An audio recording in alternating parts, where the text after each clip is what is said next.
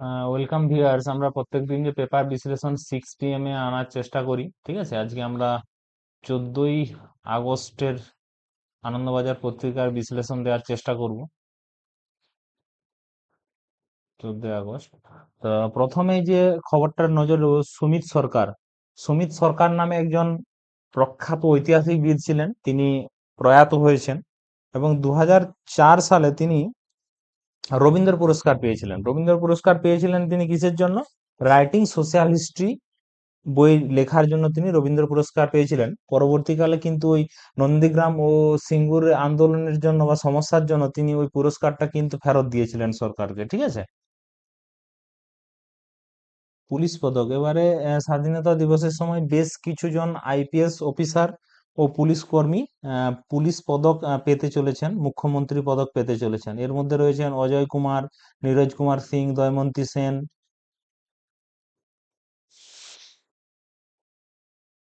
সম্মান প্রত্যাহার রাজ্যের, ক্ষমা চাইতে নারাজ অনন্ত। অর্থাৎ অনন্ত মহারাজ, আমরা জানি রাজ্যসভার সাংসদ, পশ্চিমবঙ্গ থেকে তিনি রাজ্যসভার সাংসদ হয়েছিলেন। সুভাষচন্দ্র বসুকে নিয়ে কিছু বিতর্কিত মন্তব্য করার জন্য রাজ্য সরকার যে তাকে বঙ্গবিভূষণ পুরস্কার দিয়েছিলেন, সেই পুরস্কারটা রাজ্য সরকারের পক্ষ থেকে ওটা প্রত্যাহার করা হয়েছে, ঠিক আছে। এখন তবুও কিন্তু রাজ্য সরকারের পক্ষ থেকে এই পুরস্কারটা প্রত্যাহার করে নেওয়া হলো। তিনি কিন্তু ক্ষমা চাইতে নারাজ। তিনি তার এখনো তার জবাবে কিন্তু অনড় থেকেছেন। মিড ডে মিল কর্মী যারা মানে পিএম পোষণ বা ওই মিড ডে মিল স্কিমটাতে যারা রান্না করে, তাদের আগস্ট মাস থেকে বেতনটা 3,000 টাকা করে দেওয়া হবে। রিসেন্টলি মিড ডে মিলের রান্নাটা ইসকনের পরিচালিত সংস্থাকে দেওয়ার জন্য সবাই একটা আইডিয়া বা ধারণা করেছিল যে তাহলে যারা মিড ডে মিলের এখন বর্তমান রান্না করে বিভিন্ন সেলফ হেল্প গ্রুপের মহিলারা, তাহলে কি তাদের কর্মসংস্থান থেকে বিচ্যুত হবেন? কিন্তু না, সেই জায়গা থেকে দেখা যাচ্ছে কি যে তারা আগস্ট মাস থেকে 3,000 টাকা করে ভাতা পাবে। আর বাজেটে আরেকটা জিনিস ঘোষণা করা হয়েছিল, যেটা হচ্ছে যে মাথা পিছু এখন মিল 10 টাকা করে হিসাব করে দেওয়া হবে আর কি। এটা আগে একটু কম ছিল, ঠিক আছে। পাট্টা বর্গা সামলে জমি নীতি, অর্থাৎ বর্গা ব্যাপারটাকে যেটা বলা হতো আগে, কি হতো যখন একজন ব্যক্তির অনেকটা জমির তিনি মালিক থাকতো, ঠিক আছে। এবারে তিনি সবটা তো আর চাষ করতে পারতেন না। তখন তিনি কি করতেন, তার পুরোটা জমি ছোট ছোট ছোট ছোট করে 5 জন, 6 জন, 10 জন কৃষককে চাষ করার জন্য দিতেন, ঠিক আছে। এবং চাষ করার জন্য যেটা দিতেন, সেই জমির 75% ফসল যে চাষ করছে ও পেত, আর 25% ফসল যে মালিক ও পেত, ঠিক আছে। এই সিস্টেমটাকে বলা হয় বর্গা। বর্গা বর্গা সিস্টেম বলা হতো, ঠিক আছে। এবারে এই জায়গাগুলা অনেক সময় বর্গাতে অনেক জমি চাষ হচ্ছে, অনেক সময় চাষ হচ্ছে না, ঠিক আছে। সরকার এখন দেখতে চাইছে যে শিল্প নীতিটা এই রাজ্যে নিয়ে এসছে। অতীতে আমরা দেখেছি নন্দীগ্রাম বা সিঙ্গুর যেখানে যাই হোক না কেন, তখন কি হয়েছে, জমি ঠিকঠাক ভাবে না নেওয়ার জন্য শিল্পপতিরা এই রাজ্য থেকে ছেড়ে চলে গেছিলেন, ঠিক আছে। এই জন্য সরকার বিশেষ করে এই বর্গাদার বা পাট্টা এগুলোর উপর নজর দিয়ে ভালোভাবে জমি অধিগ্রহণ করতে চাইছে, যাতে পরবর্তীকালে কোনরূপ বাধা বিপত্তির সম্মুখীন হতে যেন না হয়। আচ্ছা, এইখানে এবারে বলি পাট্টা ব্যাপারটা কি। পাট্টা ব্যাপারটা কি, হয়তো কোনো ব্যক্তি হয়তো তার ভূমিহীন অবস্থায় সে আছে, তার বসবাসেরও জায়গা নেই বা চাষবাস করারও জায়গা নেই। তখন সরকার কি করেছিল, কিছু চুক্তিবদ্ধের মাধ্যমে কিছু ব্যক্তিকে কিন্তু পাট্টা আকারে দিয়েছিল। এবার ব্যাপার হচ্ছে পাট্টার জায়গা কিন্তু বিক্রি করা যাবে না, ঠিক আছে। এবং অংশীদার সূত্রে তার বাবার থেকে তার ছেলে এলো, ছেলে থেকে তার ছেলে গেল, ঠিক আছে। কিন্তু পাট্টা কখনো হস্তান্তরিত করা যাবে না। মেনলি যার পাট্টা ইস্যু হবে তার নামই থাকবে, হয়তো তার উত্তরসূরি কেউ কেউ পেতে পারে, বাট কিন্তু ওটা হস্তান্তরযোগ্য বা বিক্রি করা যায় না। তো সরকার এই ব্যাপারগুলো সামনে রাখছে। আবার যেটা হচ্ছে যে আদিবাসীদের জমি অধিগ্রহণ করা যায় না, সেক্ষেত্রে সেই নীতিটার উপর জোর রেখে সরকার সবকিছু ব্যালেন্স রেখে তারা শিল্পের জন্য জমি অধিগ্রহণ করতে চাইছে, যাতে পরবর্তীকালে কোনরূপ কোনো সমস্যা না হয়। তার ডান দিকে আমরা ঠিক দেখতে পাচ্ছি রেড রোডে স্বাধীনতা দিবসের উদযাপন চলছে, পূর্ণাঙ্গ মহড়া, ঠিক আছে। আচ্ছা, এইখানে আমরা দেখতে পাচ্ছি এনডিএ আয়ক পদ পূরণ হোক, মোদীকে সুদীপ্ত। অর্থাৎ সুদীপ বলতে কি এখানে, মোদীকে বলতে নরেন্দ্র মোদী, সুদীপ বলতে সুদীপ বন্দ্যোপাধ্যায়। আমরা জানি যে পশ্চিমবঙ্গের বিধানসভা ভোটের পর প্রায় 20 জন তৃণমূলের সাংসদ এনসিপিআই নামে একটি রাজনৈতিক দল তৈরি করেছে, এবং যারা ঠিক করেছে যে তারা এনডিএ জোটকে সমর্থন করবে। তাহলে এনডিএ জোটটা কি? আমাদের যে কেন্দ্র সরকার পরিচালিত হয় এনডিএ জোট, যেখানে বিজেপি আছে, তেলুগু দশম পার্টি আছে, শিবসেনা আছে। তো এই 2014 সালে যখন বিজেপি এনডিএ সরকার ক্ষমতায় আসে, তখন এই এনডিএ যে আহ্বায়ক বলে একটা পদ ছিল, যেটাতে কে ছিল? শরদ যাদব বলে একজন ব্যক্তি ছিল, যিনি কে জানেন? জেডিইউ। জেডিইউ মানে জনতা দল ইউনাইটেড, বিহারের নীতিশ কুমারের যে পার্টি, সেই পার্টির একজন ছিলেন জেডিইউ এনডিএ আহ্বায়ক। এনডিএ আহ্বায়কের কাজ কি হলো? তো বিজেপি, টিডিপি, শিবসেনা, তাদের যে যে সমস্ত দলগুলোর সঙ্গে তাদের জোট ছিল, তাদের সঙ্গে ক্রমান্বয়ে সাধন করা, এটাই ছিল এনডিএ আয়োগের কাজ। তো ওই 2014 সালের পর থেকে এই পদটা আর নেই। হ্যাঁ, এখন আমাদের যে এনসিপিআই সাংসদ সুদীপ বন্দ্যোপাধ্যায় নরেন্দ্র মোদীকে বলছেন যে এনডিএ এর যে সহায়ক পদটা, আহ্বায়ক পদটা, ওটা যেন রাখা হয়। তাহলে জোটের বা পরস্পর রাজনৈতিক দলগুলির মধ্যে যোগ সাজিসের সুবিধা দেখা যায়, এই জন্য এই পদটা রাখার কথা তিনি আবার বলেছেন। ঠিক আছে? ছবিতে আমরা এখানে দেখতে পাচ্ছি অমিত শাহ, এটা আছে রাজনাথ সিং, নরেন্দ্র মোদী, কিরণ রিজিজু, মনসুখ মান্ডভিয়া, জিতেন্দ্র সিং, আর অর্জুন রাম মেঘওয়াল। ঠিক আছে? আমাদের সম্প্রতিকালে 13ই আগস্ট আমাদের বর্ষাকালীন অধিবেশন শেষ হলো। এবার অধিবেশন শেষ হওয়ার পরে বন্দে মাতরম গান ওখানে গাওয়া হয়েছে, সেই তখন সবাই উঠে দাঁড়িয়েছেন। ঠিক আছে? কিন্তু এবারে বাদল অধিবেশনে কেন্দ্র সরকারের যে লক্ষ্যমাত্রা নিয়ে এসেছিল, সেই লক্ষ্যমাত্রা কিন্তু পূরণ করতে পারেনি। এফসিআর এ বিল পাস করাতে পারেনি। এক দেশ এক ভোট, ওইটা পাস করানোর কথা ছিল। লোকসভার সিট বাড়ানোর কথা ছিল। তারপরে কোনো নেতা মন্ত্রী 30 দিন টানা জেলে থাকলে 31 দিনের মাথায় তার সদস্যপদ খারিজ হয়ে যাবে। হ্যাঁ, কারণ তার বিভিন্ন রকম কারণ ছিল। আমরা দেখেছি যে ককরোচ জনতা পার্টি দিল্লিতে আন্দোলন করেছে। ঠিক আছে? তো সেটার উপর বেশ করে এই বাদল যে অধিবেশনটা কেন্দ্র সরকার যে লক্ষ্যমাত্রা রেখেছিল, তা অনেকটা কিন্তু পিছিয়ে গেছে, এবং সমীক্ষাও দেখা গেছে লোকসভা যতটা সময় ধরে চালানো উচিত ছিল, তার প্রায় 15% সময় লোকসভাতে চলেছে, আর রাজ্যসভাতে 38%, মানে বেশিরভাগ সময়টাই কিন্তু অচল থেকেছে আর কি। ঠিক আছে? এবারে ডান দিকে আমরা একটা ছবি দেখতে পাচ্ছি, যেখানে Rahul Gandhi, leader of opposition, লোকসভার বিরোধী দলনেতা, তিনি কি করেছে? কেন ও বেতোয়া নদীর সংযোগস্থলে প্রকল্পে বিরোধী যে প্রতিনিধি দল, সেখানে দেখা করতে গেছে। তাহলে কেন্দ্র সরকার চাইছে কেন ও বেতোয়া নদী, এটা কোথায় অবস্থিত? মধ্যপ্রদেশ ও উত্তরপ্রদেশ অবস্থিত। তাহলে ওইখানে ওরা কি একটা বাঁধ বা প্রকল্প তৈরি করতে যাচ্ছে। ওই বাঁধ বা প্রকল্পটা তৈরি করে ওখানে তাহলে চাষবাসের জলটা ওরা ক্যানেল সিস্টেমের মাধ্যমে চাষীদের কাছে পৌঁছে দিতে পারে, পানীয় জলের সংকট মিটবে। কিন্তু সেখানে দেখা যাচ্ছে যদি বাঁধ দেওয়া যায়, স্বাভাবিকভাবে যখন কোনো বড় বাঁধ দেওয়া হয়, তাহলে তার নিকটবর্তী কিছু স্থলভাগ কিন্তু জলপূর্ণ হয়ে যাবে। তাহলে এক্ষেত্রে ওরা দাবি করছে, তাহলে যদি স্থলভাগে যে সমস্ত জীব বৈচিত্র্য দেখা যাচ্ছে, সেগুলো ক্ষতিগ্রস্ত হবে। ঠিক আছে? কিছু মানুষকে বাসস্থান পাল্টাতে হতে পারে। এই জন্য তারা ওই প্রচেষ্টার কিন্তু বিরোধিতা করছে। ঠিক আছে? এবার বিরোধিতা করার জন্য রাহুল গান্ধী, যেহেতু লোকসভার বিরোধী দলনেতা, তিনি তাদের সঙ্গে গিয়ে সেই ব্যাপারে কথা বলছেন। ঠিক আছে?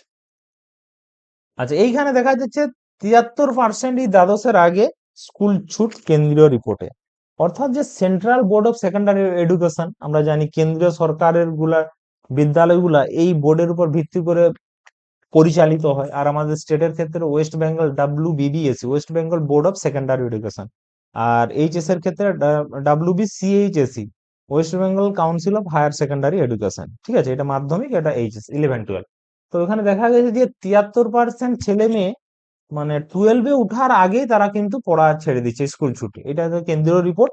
রিপোর্ট এবারে পেশ করা হয়েছে। এবারে আসন্ন শীতকালীন অধিবেশনে এটার উপর চর্চা করা হবে, বা শিক্ষামন্ত্রীর কাছে জবাবদিহি করা হবে। বিরোধীরা এই ব্যাপারে মত মত প্রকাশ করবে যে কিভাবে স্কুল ছুট কমানো যেতে পারে। ঠিক আছে? তাহলে এইখানে একটা খবর আমরা বলছিলাম যে অমিত শাহ কিন্তু আসছেন না বর্ষাকালীন অধিবেশনে।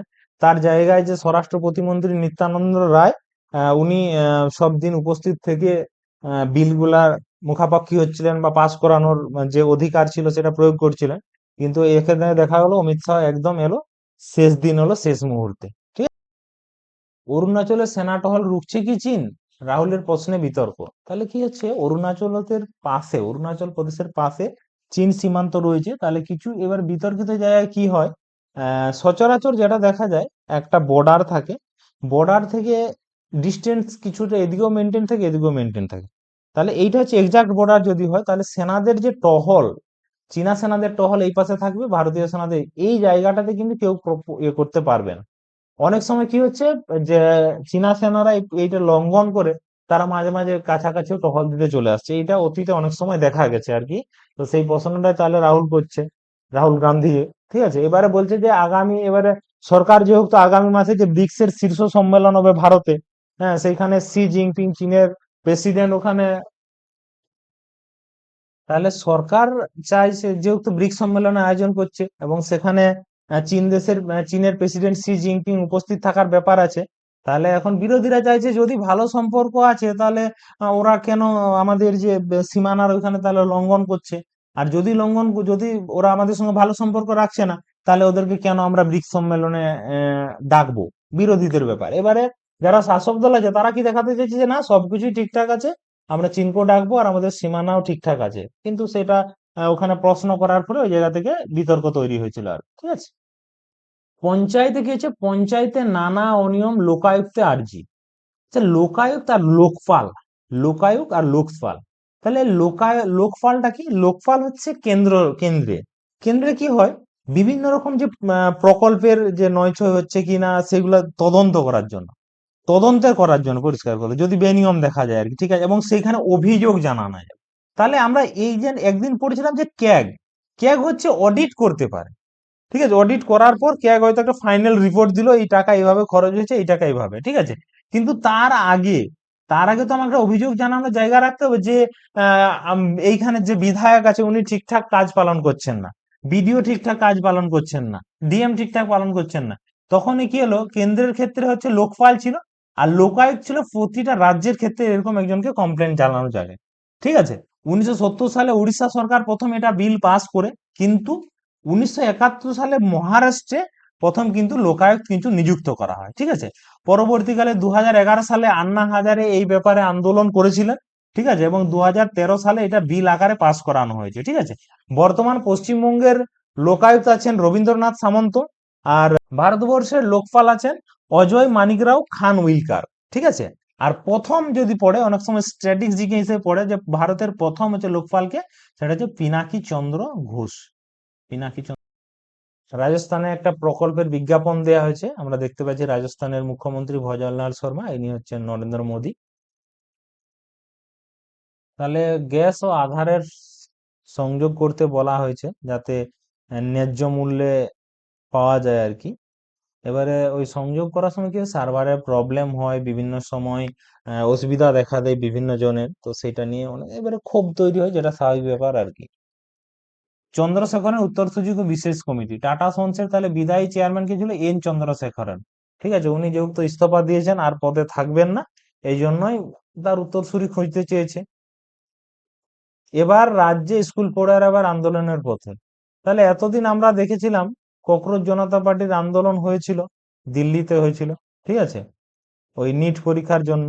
ঠিক আছে, আর আমরা প্রায় রাজ্যের ক্ষেত্রে দেখি যে চাকরি প্রার্থীরা আন্দোলন করছে। আমরা গত বছর ডাক্তারদের আন্দোলনও দেখেছিলাম। তো এখন দেখা যাচ্ছে কি বিভিন্ন রাজ্যে রাজ্যে স্কুল পড়ারও আন্দোলন করছে, স্কুলের সমস্যার কথা জানাচ্ছে, অনেক সময় তাদের এলাকার রাস্তাঘাটের সমস্যার কথা জানাচ্ছে আর কি। ঠিক আছে, এটা একটা ব্যতিক্রমী জিনিস এখন দেখা যাচ্ছে।